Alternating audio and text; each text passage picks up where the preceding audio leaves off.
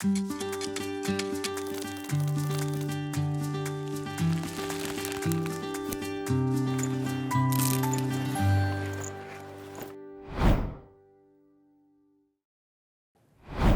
to Making Disciples 101, a Grow video series on the basics of soul winning for you and your local church. Now, Mark, we want to address the question, what can a local church do to better minister to newly baptized church members? Yes. Well, we've talked about the Great Commission of Christ and how that commission is not just to make members, but to make disciples. That's right. And there's an interesting passage in the Gospel of Luke chapter 6 and verse 40 where Jesus says, a disciple is not above his teacher, but everyone who is perfectly trained will be like his teacher. And so in the context of discipleship, he's talking about this training. So we're talking about a kind of a training that needs to take place in the church. Okay, so we have systematic ways of getting people prepared for baptism. Right. We take them through a series of Bible studies, some baptismal preparation studies, etc. And oftentimes after we baptize them, then it's very kind of loose. So what we need in local churches is a systematic discipleship plan so that we have this discipleship training that you're talking about. But how can a church do that? Well, as we look at any ministry in the local church, first we need to make sure there's a leader in place, a discipleship ministry leader or a personal ministries leader who's responsible for this ministry. And we also need to make sure that there are experienced members who will serve as mentors for the newly baptized members, because every new member should have a mentor assigned to them. Right, and in the context of this training, there needs to be some practical instruction on the basics of the Christian life and how to have a good devotional life, a reading plan, a reading devotional time and prayer time, or the importance rather of attendance in religious services, not just the worship service, but Sabbath schools and prayer meetings.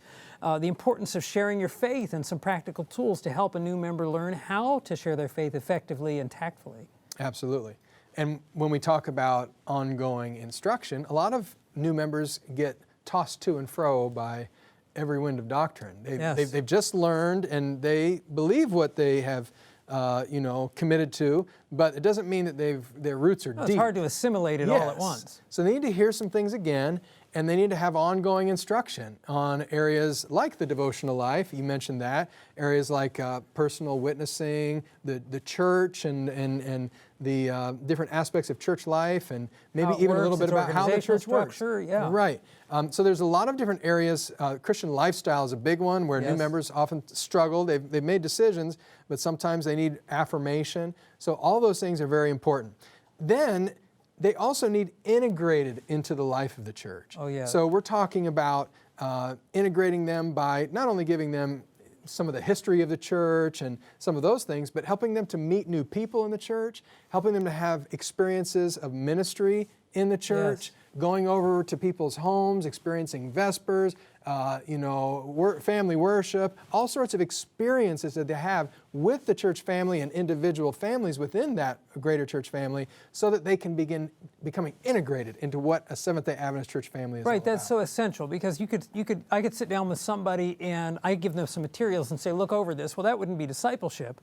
But if I met with them on a regular basis, I know some people would think, well, that's discipleship. I'm meeting with them. But just meeting like this we're doing here is not discipleship, because there's got to be an element that's actually walking them through, modeling different things, connecting them in the church in different ways, like you said, ministry and socially and other things. Amen. Amen.